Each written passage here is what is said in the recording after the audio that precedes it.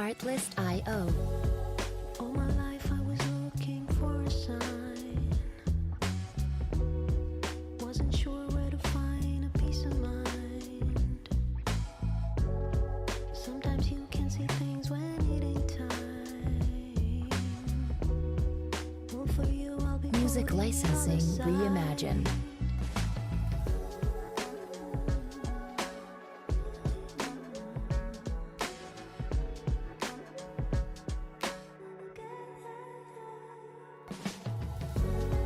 When I look at you, it seems so damn easy to love.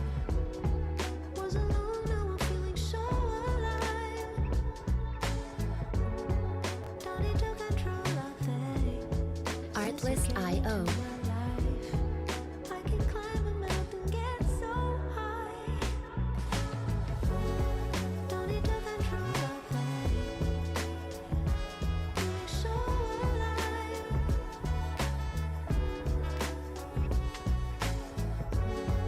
When I Music licensing reimagined. I can get so high.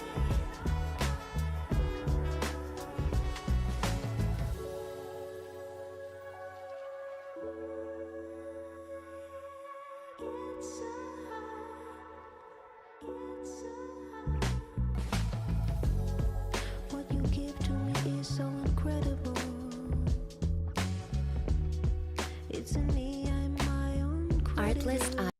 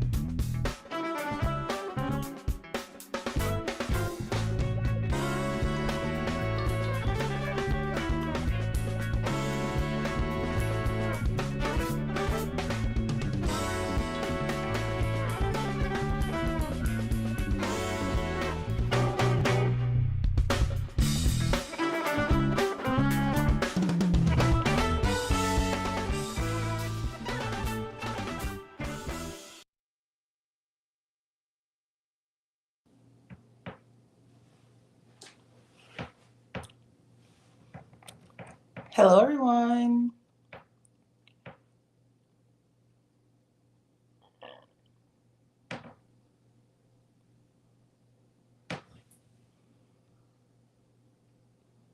I want to make sure. Okay. I just wanted to get the confirmation that I was being heard because my screen wasn't moving. Hi, everyone. Thank you so much for joining us for this conversation, hosted while aging while Black. We are so excited to get started today. Essentially, if you're here, then you know why you're here. But just to set the stage a little bit, this will be a conversation about the intersection of aging and Blackness and kind of what that means and why it matters. And so I'm very excited to have this conversation with the one and only Raymond Judson. PJ, can the people see you? Okay, I think so. Yes, I'm here. Awesome. Thank you for inviting me to have this conversation. As we were talking about a little bit earlier, these are conversations that he and I have had probably since we met. And so we're just excited to kind of bring this energy to you today. And so before we jump in, I want to say, please put your questions in the chat because if you let us, he and I will just go and go and go and have our own little conversation. So please interact with us in the chat as you see fit. And at the end of our time, we'll make sure we get to those questions. And So you and I are going to have our own little conversation. We'll drop some questions from the chat in it as it unfolds. exactly that. Exactly that. Well, I don't want to waste any time because we're gappers. So let's jump straight into it. First of all, let me set the stage. I'm a millennial. What generation are you from, PJ?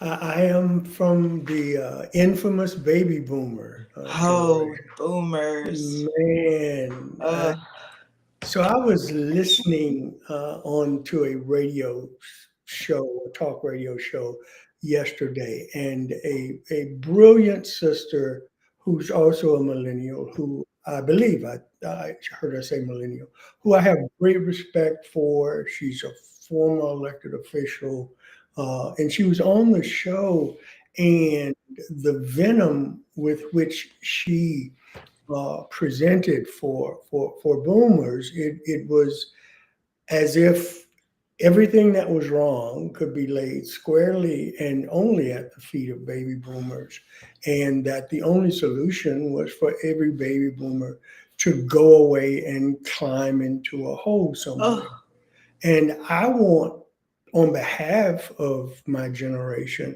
I want to begin by saying, boy, have we messed up in a lot of instances. But by the same token, there are a lot of contributions that are the result of our lived experience. absolutely. And it would be a tragedy for all of that uh, to be lost.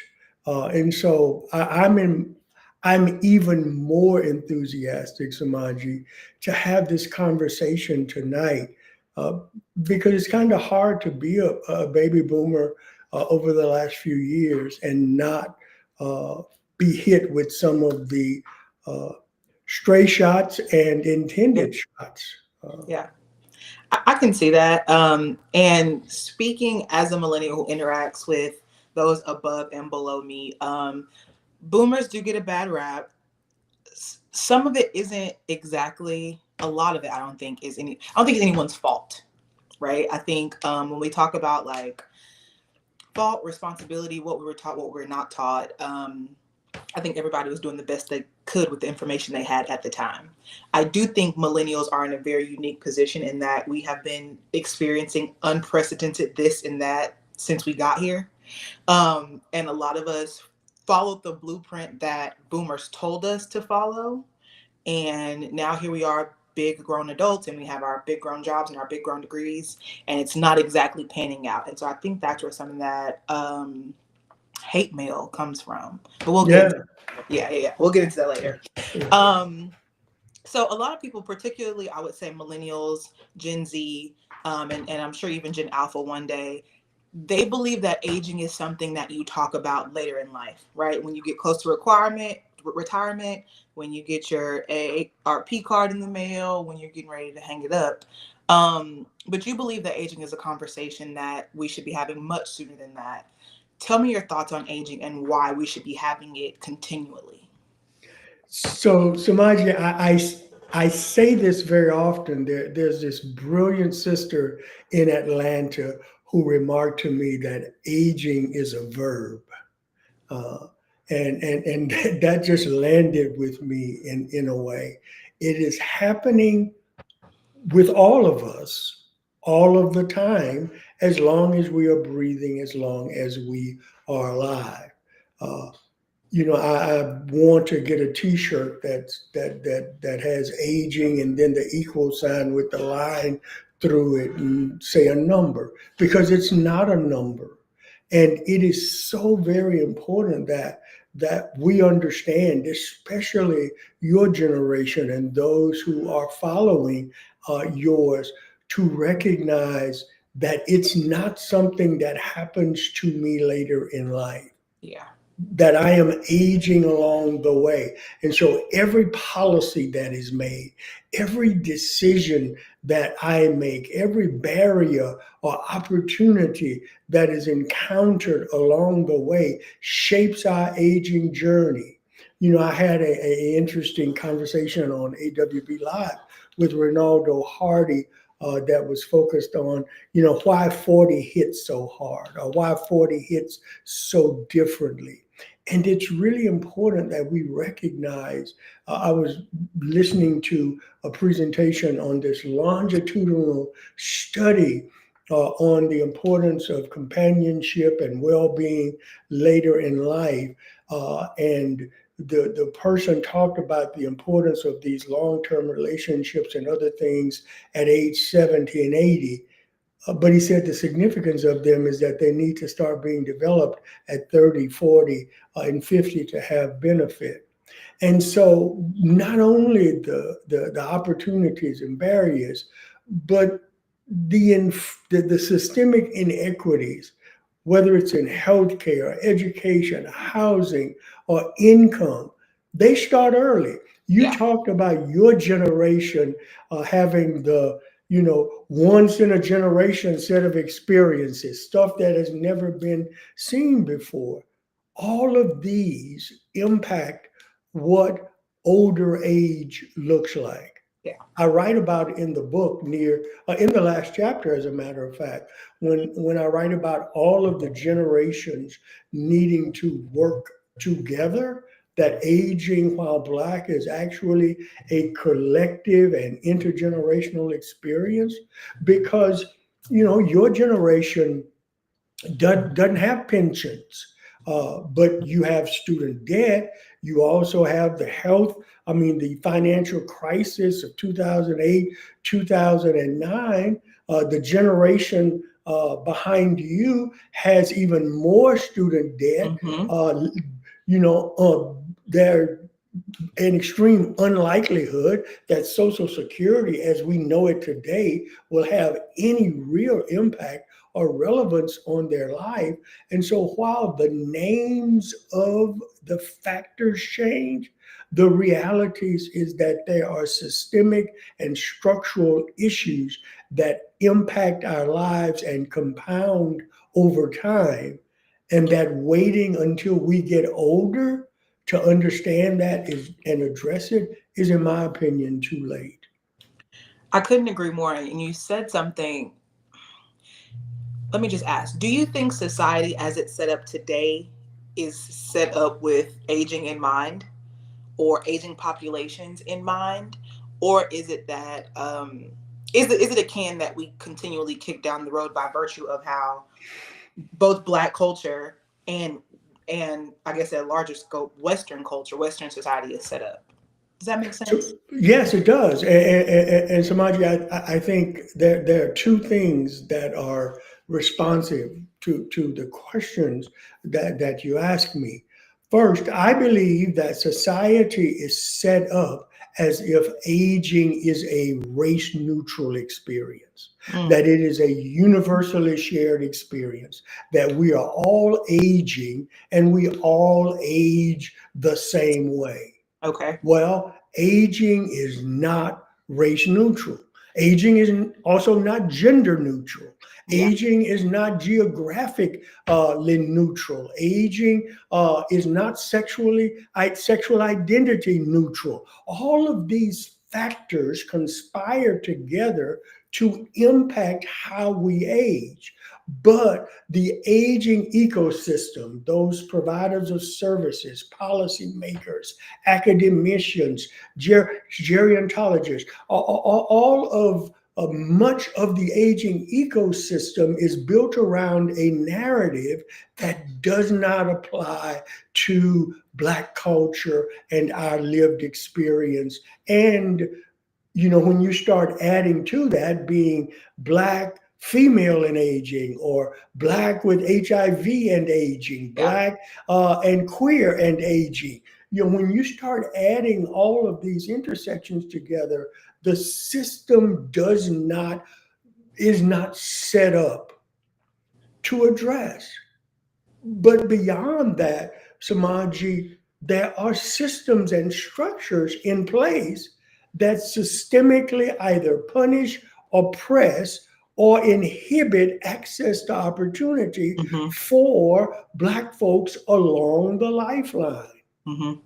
And one of the theories of gerontology, one of the few that I know, and one of the ones that really stuck with me in my research is the fact that disadvantage and advantage are cumulative. And so if you start from a place of advantage, Compound. that accumulates over time.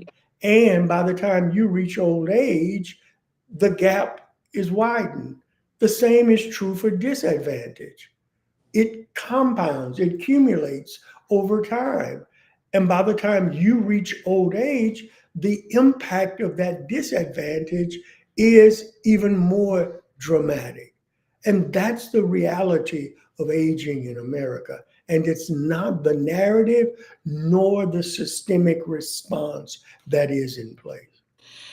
I think many things in our culture, in American culture, stem from individualism, right? But when I think of aging, I think of community. Like that's one of the words that come to mind when I think of aging, because I think more than any other time in your life, maybe, and maybe that's not true, but particularly as you're aging, I think you need people. But I think in America, we are taught to be this rugged individual up until a certain point. But if you're not investing in that community before then, where is it when you need it? If that makes sense, that just go ahead. Yeah, I was just going to say that is why, Samaji, the first pillar of aging while Black is recalibrate the village. I write and I talk often about my great grandparents. I grew up next door to them for the first 11 and a half years of my life. And both of my great grandparents died in their homes, in their beds.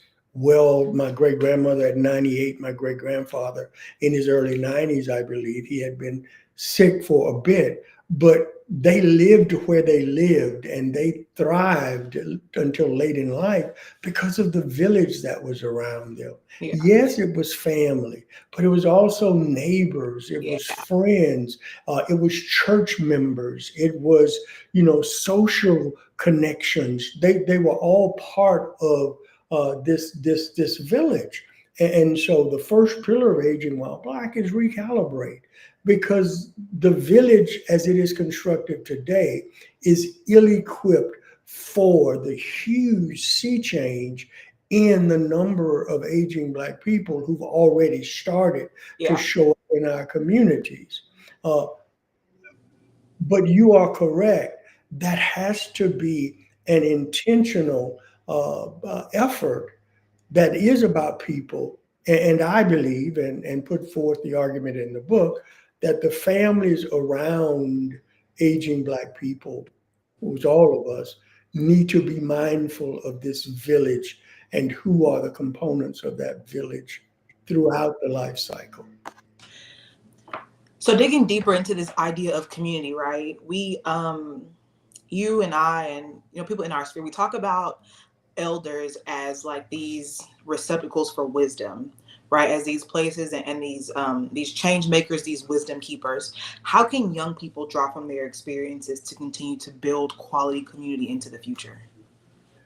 So I think that it starts with a matter of perspective and how we envision one another. And you will hear me talk about one another quite a bit because I believe, uh, as a matter of fact, in the book, rewrite when talking about this wisdom sharing, the notion of reciprocal wisdom sharing. That this thing has to go in both directions. But how we understand one another and the perspective with which we come to the relationship is important. And so I would encourage my younger brothers and sisters and those who are of the generations that will come behind to see older Black people as living archives. We are holders of memory, of strategy, some good, some bad, Hmm. cultural insight. You know, we are innovators, organizers, community builders. You know, that many of the institutions that have served us for decades are the product of the mind and spirit of older Black people. A Absolutely. number of the things that we take for granted and are quick to discard were in fact dramatic innovations that come from the mind and spirit of older Black people now.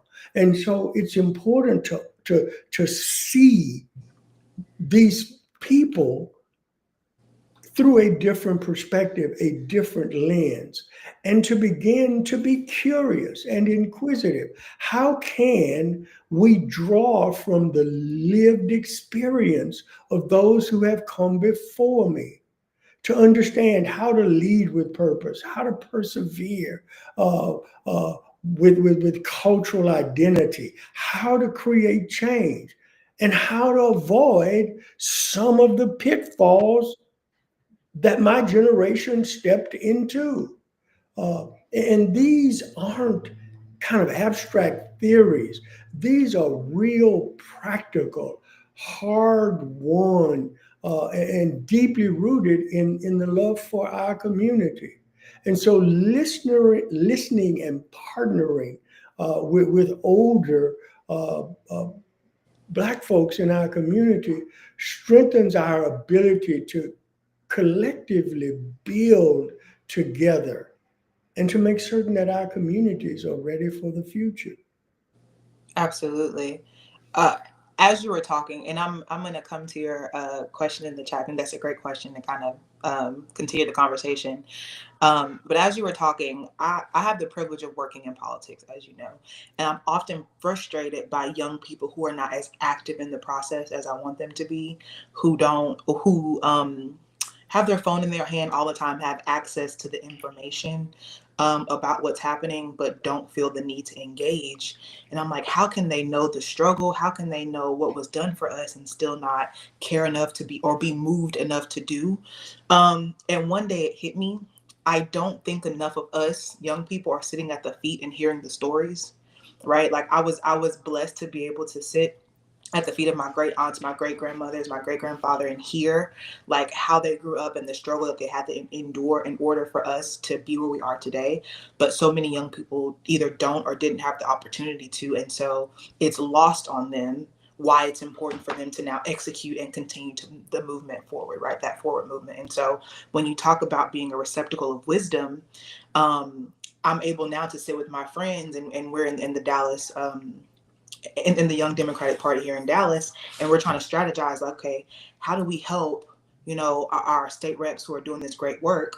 Well, let's call some of our elders and see what they did back in Quorum Break in '94 and what they did and how they were helpful. And that's literally what we were able to do in real time. And be like, okay, and now we have different tools that they didn't have. So how can we enhance what they did?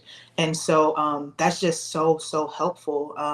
And it's honestly incumbent upon us to. I think otherwise we're just spinning our wheels. And so to the question in the chat, and you sort of already answered this, but it was we used to know our neighbors, which we did. We were just talking about community. So how can we rebuild with each other when we don't trust or know each other?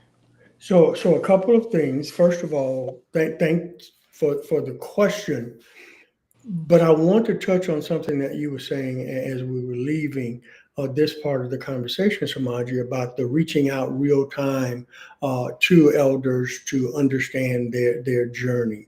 That I think I use the language in the book that it is a great disservice to understand the ancestral guidance of the elders as recounting tales from the past. They are guideposts for the future. Ooh, And the example that you used is, you know, is that? Defense Exhibit A. Yeah. Uh, that this is valuable information. Is it perfect? No. But are there things that we could take from it to help build strategies and directions for the future? As it relates to community, the thing that we stress, that I stress in the book, is the importance of conversations, intentional conversations, curated conversations, designed conversations. But unless and until we start to talk to one another amongst family, amongst neighborhoods, amongst congregations, amongst organizations, we can't truly be a village. But the hard work in that statement is not lost on me, because in so many families and in so many communities and in so many institutions, there is trauma, there's abuse, there is estrangement that has lingered and festered in so many instances. There is this widening gap between the supposed haves and the supposed have-nots in our communities and in our cultures. So I say these words recognizing that they are hard work, but hard work is what we have to do at this point. If we are going to build the village, we're going to have to work through some of these issues. There's a sister on the East Coast, I want to say in the Carolinas, or maybe it's in the DMV, who has an initiative that she is piloting that's called Relationship Before Caregiving. And what it seeks to speak to is the number of instances where people are being summoned to be caregivers in situations where they are troubled relationships. Oof. Estrangement. Yeah. People haven't spoken in years, but you are the person best situated because of some other factors, without us ever dealing with the trauma. The worst expression of this in my mind that I've heard was a beautiful spirited young sister who was required to be the caregiver for someone who abused her when she was a child. Those are the kind of things that we got to work through in order to truly build a village again. It's critical that we know our neighbors. It is an absolute necessity that we get it right with our families. Oof. And it's funny, you didn't know this, so y'all, he's hearing this for the first time, also in real time. My mother travels for work. She works for a federal agency, so she travels very often. Well, her mother is in a nursing home. She has developed dementia, and we've never really had a relationship. But because I'm the best positioned and I am the granddaughter, the onus was on me to take care of her, to show up, to make sure the clothes were washed, and she went to her doctor's appointments and things like that. And so, much like you were saying, here I am caring for someone who I don't have a relationship. And at this point, because of her condition, I will never have a relationship, right? Because of the dementia. And so, like, it's an internal struggle of like, one, I'm showing up because it's the right thing to do. I'm showing up because I know my mother would want me to do this, and I love my mother, and I don't want her to ever feel like she has to stop her life to come do this. But also, there's tension here. Like, also, I'm having to stop my life to care for someone who I don't even know, right? Like, basic, simple things about. And so, yes, to your point, we must prepare. Yeah, but not only all of those really important things uh, that you just shared, Chamaji, but where's the textbook? Where's the training curriculum to tell you what you ought to be doing in that situation? And Yes. that's recalibrating the Yeah. village. That's recognizing that we can't expect people to be good caregivers if we haven't talked about what caregiving entails Looks and what like. it is. Yes. Wow. Yes. I can't believe you said that example right now, because yeah, it's very real currently, even today. I want to pivot just a little bit. And so as we talk about repairing that, I guess I want to ask what causes the disconnect in the first place, and I'll give my example and then you can let me know. So for me, my experience has been that young people, you think you know everything when you're young, right? You don't need the advice of an elder. They've never been through this before. You got it. You have the plan in place. I can do this on my own. And that's what I've seen from young person to elder. What I've seen elder to young person is gatekeeping, especially in the realm of kind of the political sphere that I work in. I've seen them be burned by other young people, so they no longer have the desire to try to connect with young people anymore, and they kind of are hardened to us. And so there comes this like blaming of young people for things, and young people to elders for things. And I think that's a part of the rift that I experience most frequently. What do you experience in this disconnect?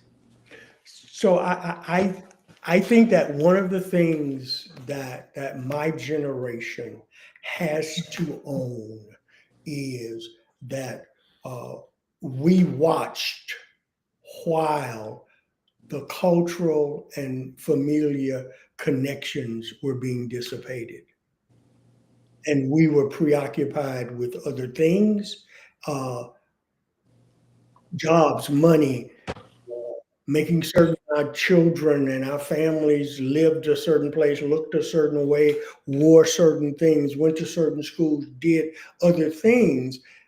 And meanwhile, back at the, I don't want to say ranch, back at the village, the culture that kept our generations before us and the family ties were being dissipated Yeah. along the way, and so much was lost. And I think I remarked in the last conversation, maybe I did with Gary Zamaji, but I was in a conversation once, and four or five black men and one of the brothers talked with great eloquence about how the generation behind us was lost.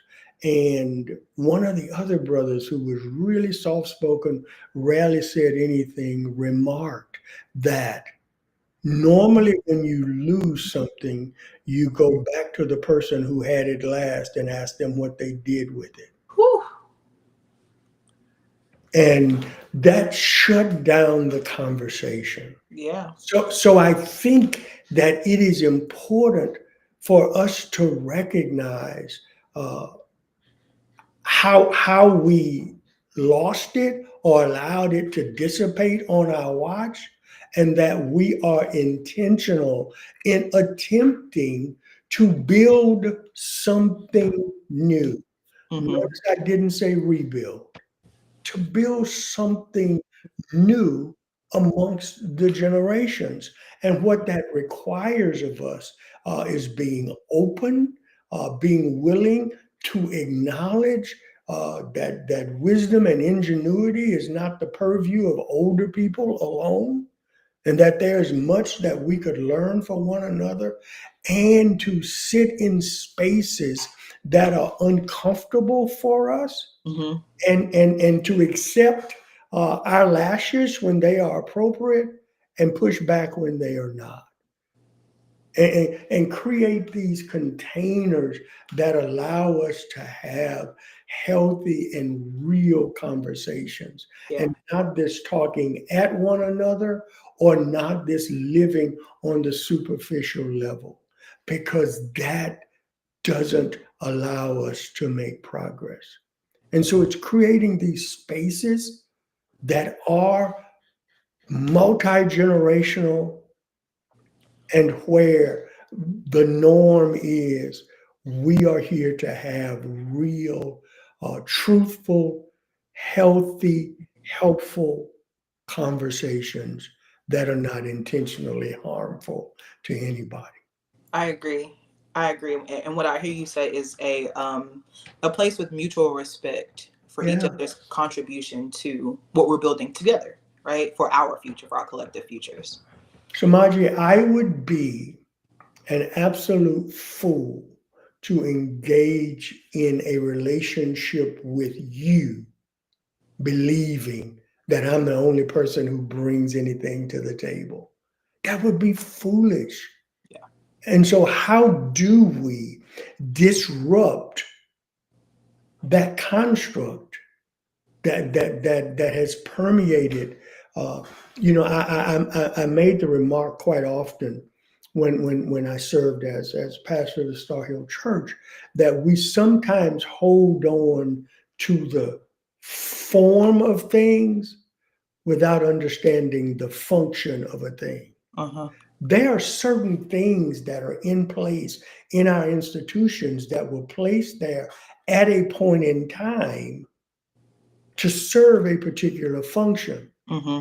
And sometimes we either hold on to the form too long or discard it too quickly because we don't take time to understand the function. Why? And so the multi-generational household, the family gatherings that included moments like you described, sitting with older folks, listening, those things were part of the culture, not because older people loved hearing themselves talk, but because they had insights that Mm-hmm. were helpful for the generations that were coming along. And so we created these constructs. I mean, I sat on the front porch, and my great grandmother and my great grandfather would at times come sit in their rocking chairs. And you would see people, children, coming to sit and ask and listen to these stories. They weren't just stories, they were helping us navigate life. Absolutely. I made the comment, and we can move on, but I made the comment uh, not very long ago that the longer I live, the wiser my great grandparents become. Yeah. Absolutely. You begin to be able to apply that wisdom and see it play out in your own life. You're like, See it and oh, see now yeah. what I was not able to see then. Mm-hmm. But I am able to benefit from it, Samaji, because I sat and absorbed it even when I didn't understand it. And in my limited understanding at that moment, even when I disagreed with it, even when I thought they were old fashioned. Yes. Now Yes. I see the wisdom of many of those things. And we have to create the ability for you to feel like I'm old fashioned, but at least to hear part of what I'm saying, because maybe one day it'll prove to be helpful to you. Mm-hmm. I'm immediate, and this is such a frivolous example, but it's something that I remember to this day. I came home, I was in high school, crying about my high school sweetheart, and I went to my great grandmother's house, and I'm sitting on the couch pouting. She in the kitchen cooking. She's like, what's wrong with you? And so I'm telling her about the situation, and she said, "Baby, You can't wish him into what he ain't or out of what he is. And I'll never forget it. I, I'll never forget it. And you know what? These all these few years later, that wisdom is still true. It's kicking in and it's still true. And I'm like, he showed me who he is, and I can't wish him out of it or into something else. Yes. So yes. So as young people are taking in this wisdom, we're soaking it in, and now we're like, okay, there's something to this intergenerational conversation thing. How can younger generations get involved and actively advocate for systems that protect the life, dignity, welfare, and lived experience of Black elders? Thank you for the question, and I want to come to it and stress the importance of advocacy. I do want to add, though, that there is a chapter in the book where I write about the shift from advocacy to activism, Okay. because I believe one of the most important shifts that needs to happen, and it is even more so the case in 2025, is that Black elders need to be activists.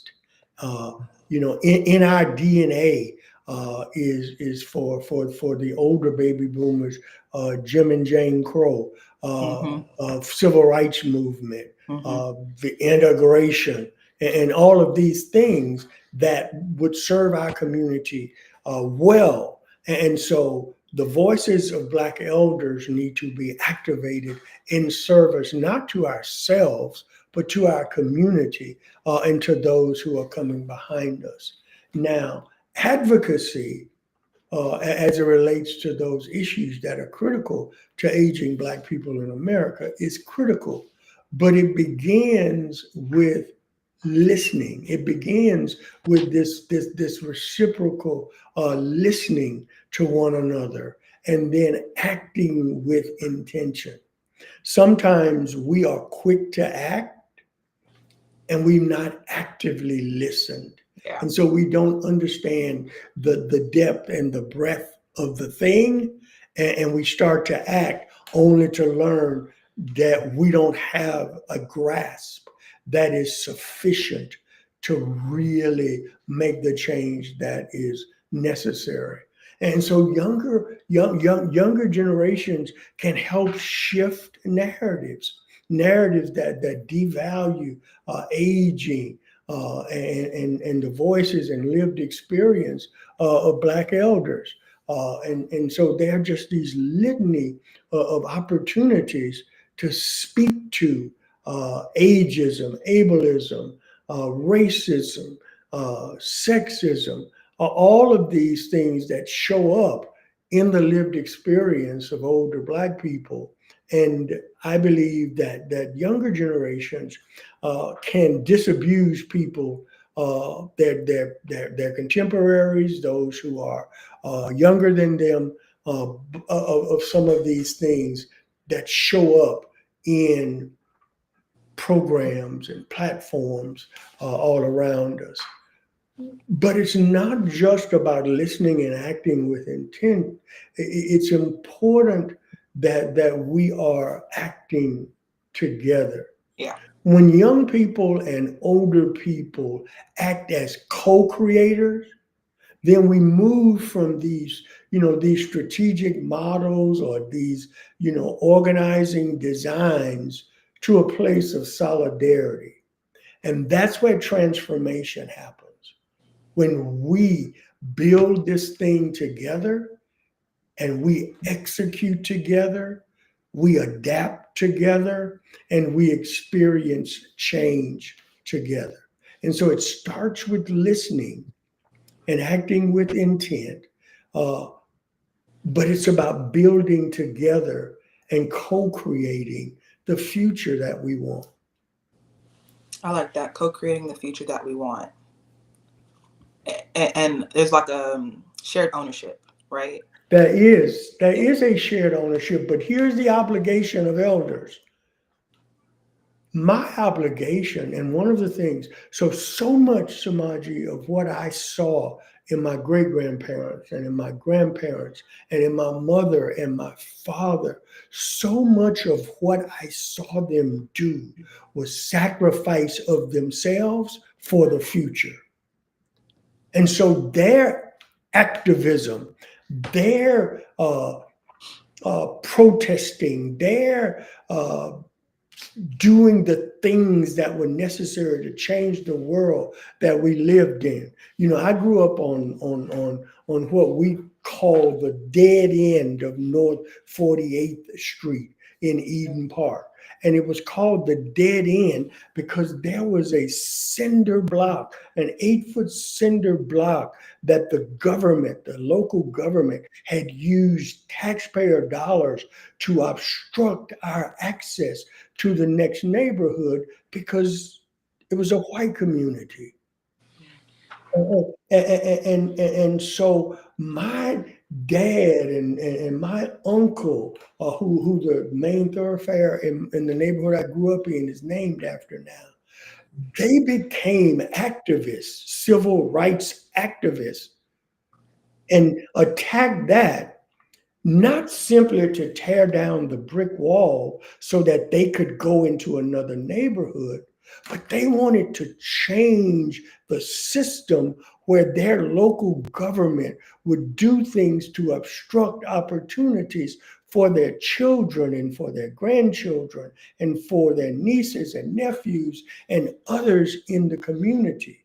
And so it is understanding that my obligation is not to build a world that's going to serve me well. Yeah.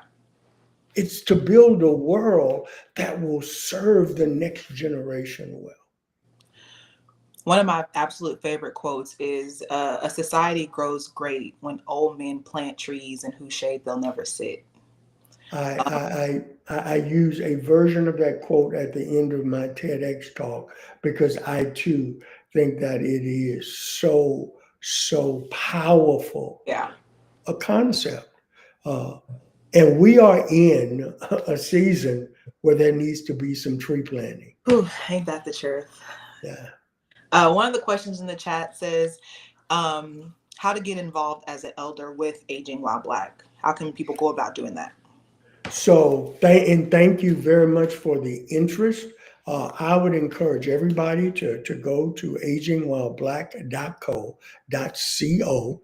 And it would be com, but the person who owns the domain agingwhileblack.com wants $20,000 and they can have it. So it's agingwhileblack.co.co. There's a tab for a link, a tab to connect with us. Share your name, email address. You will start receiving communications from us.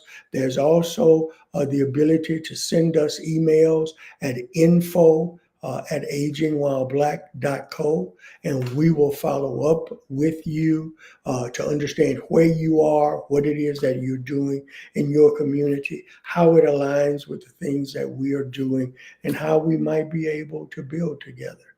So agingwhileblack.co, connect with us.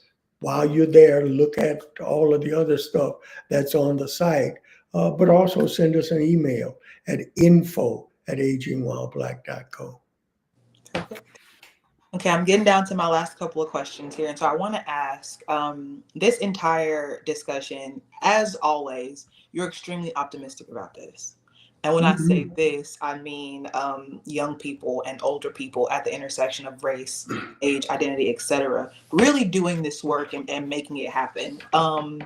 What makes you so hopeful? What keeps you? What makes you hopeful? So, alert, Samaji, I'm about to tell our business here. Go ahead. And you give me hope. Our relationship gives me hope. Guys, I met Samaji. I was the pastor of the Star Hill Church. We were doing an activity to build our community, and I don't say this in a bragging way, arrogant or humble brag either way. But we did things in the community We did. all of the time. And one of the things that we were doing was community rebuild. And so in this instance, I went to the house, interestingly enough, now that I think about it, Samaji, of a Black elder. Mm-hmm. And We were the painting. students from the LSU NAACP were there en masse painting this Black elder's house. They didn't know this woman or her family, but they were there serving, and that intrigued me. And I walked up, and there was this young woman who kind of stood out in the crowd, uh, and wanted to know who I was and why I was and why I was asking all of these questions. And we started this conversation. And I share with people all of the time. I don't remember how many years ago that was, but all these years later, Samaji, every time we have a conversation, it's like it's a continuation of the one we started Yeah. those years ago. And we've talked about older and younger. We've talked about the way the village, the institutions, both of us, Mm-hmm. have a deep passion for churches. And we've talked about the ways in which churches have not valued young people systemically, and how young people have not seen the value of organized religion. And what does that mean? We've talked about politics. We've talked about our communities. We've talked about families. And so, what gives me hope is people like you and conversations like the one we have been able to build. I don't think that that's the exception. I think that there are conversations that are happening, just not enough of them. Yeah. And so, what gives me hope is seeing spaces where age is not a barrier, but a bond. Yeah. It connects us. When older and younger people are able to engage one another, not as others, but as collaborators. One of the joys of the work Callie and I get to do is we travel around this country and we bring together groups of folks. And when you see Black elders sitting at the table with millennials and that long list of Gen alphabets, it unlocks a potential that is powerful. I describe it as when fresh energy meets hard-earned wisdom. Ooh. And when that happens, something catalytic emerges. The vision and the ingenuity and the energy of younger generations gets grounded in the experience of older folks. And legacy becomes a tool for innovation, Yeah. not a badge of honor, but something that is used to create and support mutual respect and shared purpose. And so I see that happening, but that's not the narrative that carries the day. Mm-hmm.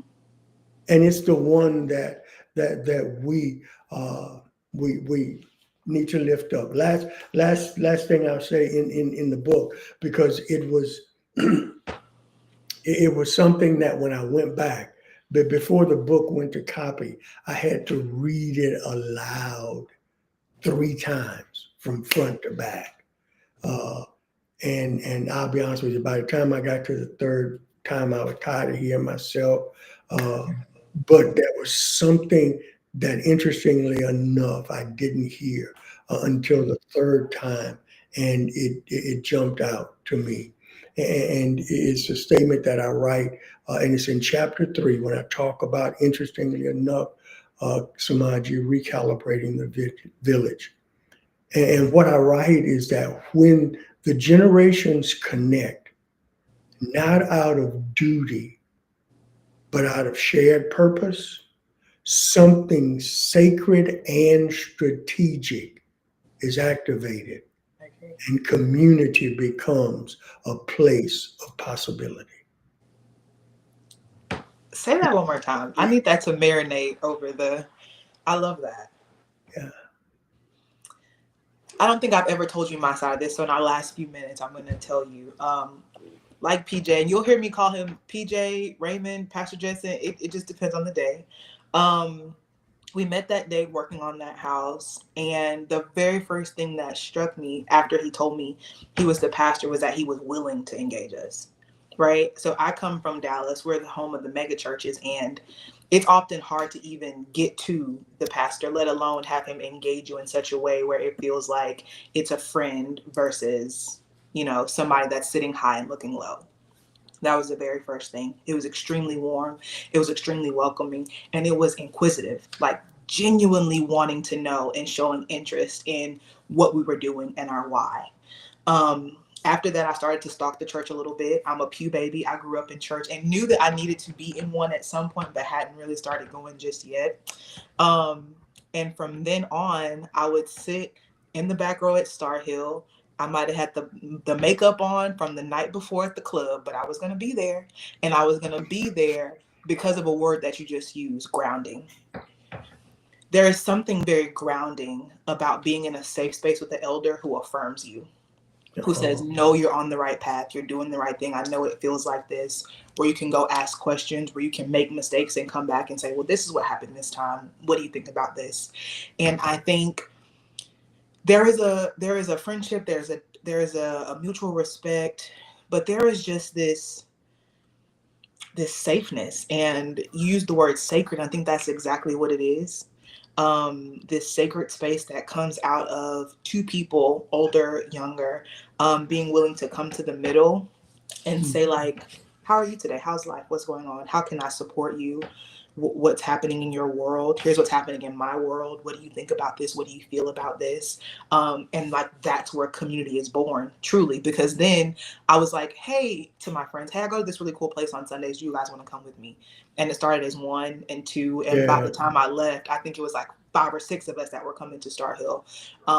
Because of this one conversation that you had where you dared to be interested in a young person. And so I greatly appreciate the work that you're doing, that you care to be in community with us, that you care to engage us, and that you're pushing the work forward. And so I just love this quote: when the generations connect, not out of duty, but out of shared purpose, something sacred, strategic is activated. Community becomes a place of possibility. So thank you for creating that space here and elsewhere, honestly. Thank you, my dear sister. Thank you for being willing to join me here. It's a joy to share with you, and for your willingness. When I reached out to you and talked to you about aging while Black, and asked for you to help me build something, you said yes without hesitation. And that helped. That included strategic planning, joining the founding board. And so I'm just grateful for your partnership. Same. Are there any last questions before we wrap up? I don't want to cut anybody off. I was going to say speak now, forever hold your peace, but not. You can always connect with Pastor Jet. Tell them all your socials and your @, so they can know where to find you. So Aging While Black is on all the socials, Aging While Black. And for me, it is Raymond A. Jetson across most of the socials. I don't do X, but most of the socials, you can find me. And I mean, I'm a boomer, so of course I got a Facebook account, and proud of it. But I also am on some other platforms. But Aging While Black is in all of the interwebs. I love it. And please go check out, he mentioned the TED Talk. Go check out his TED Talks, his articles. He has articles in Age Wave, in Forbes, and where else? Like, because I've lost count at this point. They've been in a lot of places. Okay.